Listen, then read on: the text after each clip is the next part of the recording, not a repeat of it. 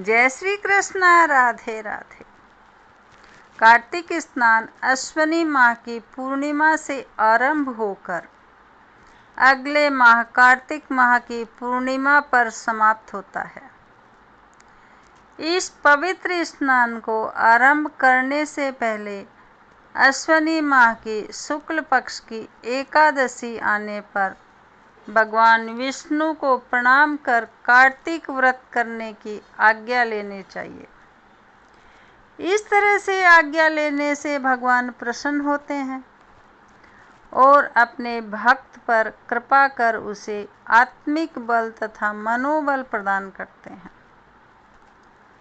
साथ ही ईश्वर अपने भक्त को विधि पूर्वक कार्तिक व्रत करने की सद्बुद्धि देते हैं। सभी 12 मासों में मार्गशीर्ष मास को अत्यंत पुण्यदायक कहा गया है और उससे भी अधिक पुण्य देने वाला वैशाख मास कहा गया है। प्रयाग में माघ मास का अधिक महत्व है तथा इससे भी महान तथा अधिक फलदायी कार्तिक मास को कहा गया है। जब ब्रह्मा जी ने एक तरफ सभी प्रकार के दान, व्रत तथा नियम रखे और दूसरी ओर कार्तिक का स्नान रखकर तोला तो कार्तिक स्नान का पलड़ा ही भारी पाया। भगवान कृष्ण को प्रसन्न करने के लिए अश्विनी की पूर्णिमा से लेकर कार्तिक की पूर्णिमा तक प्रतिदिन गंगा जी से स्नान करना चाहिए। यदि गंगा जी नहीं है तब किसी भी नदी, तालाब अथवा पोखर आदि में कार्तिक स्नान करना चाहिए। यदि कुछ भी नहीं है तब नियमित रूप से घर पर ही स्नान करना चाहिए। भगवती दुर्गा को प्रसन्न करने के लिए अश्विनी शुक्ल पक्ष की प्रतिपदा से कार्तिक कृष्ण चतुर्दशी की महारात्रि तक प्रतिदिन स्नान करना चाहिए। श्री गणेश जी को प्रसन्न करने के लिए अश्विनी कृष्ण चतुर्थी से लेकर कार्तिक कृष्ण चतुर्थी तक नियम पूर्वक स्नान करना चाहिए। भगवान जनार्दन को प्रसन्न करने के लिए अश्विनी शुक्ल पक्ष की एकादशी से लेकर कार्तिक शुक्ल एकादशी तक प्रतिदिन स्नान करना चाहिए। जो मनुष्य जाने अनजाने कार्तिक मास में नियम से स्नान करते हैं उन्हें कभी यम यातना को नहीं देखना पड़ता। कार्तिक मास में तुलसी के पौधे के नीचे राधा कृष्ण की मूर्ति रखकर पूरे भाव के साथ पूजा करनी चाहिए।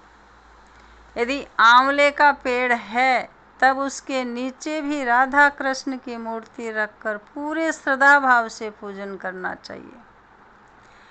विधि पूर्वक स्नान करने के लिए जब 2 घड़ी रात बाकी बच जाए तब तुलसी की मिट्टी, वस्त्र और कलश लेकर जलाशय या गंगा तट अथवा पवित्र नदी के किनारे जाकर पैर धोने चाहिए तथा गंगा जी के साथ अन्य पवित्र नदियों का ध्यान करते हुए विष्णु, शिव आदि देवताओं का ध्यान करना चाहिए। उसके बाद नाभि तक जल में खड़े होकर निम्न मंत्र का ध्यान करना चाहिए और मन में बोलना चाहिए, हे जनार्दन, देवेश्वर, लक्ष्मी सहित आपकी प्रसन्नता के लिए मैं कार्तिक प्रातः स्नान करूंगी या करूंगा। उसके बाद निम्न मंत्र का उच्चारण करते हुए उसका भी मन में ध्यान करना चाहिए। आप मेरे द्वारा दिए गए इस अर्घ्य को राधा जी सहित स्वीकार करें। हे हरि, आप कमलनाभ को नमस्कार। जल में शयन करने वाले आप नारायण को नमस्कार। इस अर्घ्य को स्वीकार कीजिए। आपको बारंबार नमस्कार। व्यक्ति किसी भी जलाशय में स्नान करे, उसे स्नान करते समय गंगा जी का ही ध्यान करना चाहिए। सबसे पहले मिट्टी आदि से स्नान कर ऋचाओं द्वारा अपने मस्तक पर अभिषेक करें। अधमर्षण और स्नानांग तर्पण करें तथा पुरुष सूक्त द्वारा अपने सिर पर जल छिड़कें। इसके बाद जल से बाहर निकलकर दोबारा अपने मस्तक पर आचमन करना चाहिए और कपड़े बदलने चाहिए। कपड़े बदलने के बाद तिलक आदि लगाना चाहिए।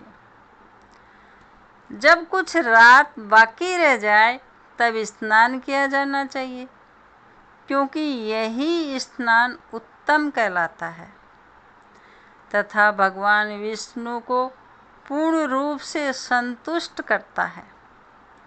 सूर्योदय काल में किया गया स्नान मध्यम स्नान कहलाता है। कृत्तिका अस्त होने से पहले तक का स्नान उत्तम माना जाता है। बहुत देर से किया गया स्नान कार्तिक स्नान नहीं माना जाता। मनीषियों द्वारा 4 प्रकार के स्नान कहे गए हैं: वायव्य स्नान, वारुण स्नान, ब्रह्म स्नान, दिव्य स्नान। वायव्य स्नान, जो स्नान गोधूलि द्वारा किया जाए वह वायव्य स्नान कहलाता है। वारुण स्नान, जो स्नान समुद्र आदि के जल से किया जाए वह वारुण स्नान कहलाता है। ब्रह्म स्नान, वेद मंत्रों के उच्चारण करके जो स्नान किया जाता है उसे ब्रह्म स्नान कहते हैं। दिव्य स्नान, मेघों तथा सूर्य की किरणों द्वारा जो जल शरीर पर गिरता है उसे दिव्य स्नान कहते हैं। ब्राह्मण, क्षत्रिय तथा वैश्यों के लिए मंत्रोच्चारण करते हुए स्नान विधान है। इसी तरह शूद्र को बिना मंत्र उच्चार के स्नान करना चाहिए। प्राचीन काल में कार्तिक मास में पुष्कर का स्पर्श पाकर नंदा परम धाम को प्राप्त हुई थी। राजा प्रभंजन भी कार्तिक मास में पुष्कर में स्नान करने से व्याघ्र योनि से मुक्त हुए थे। अतः कार्तिक मास में जो मनुष्य प्रातःकाल उठकर तीर्थ में स्नान करता है वह सब पापों से मुक्त होकर पर ब्रह्म को प्राप्त होता है।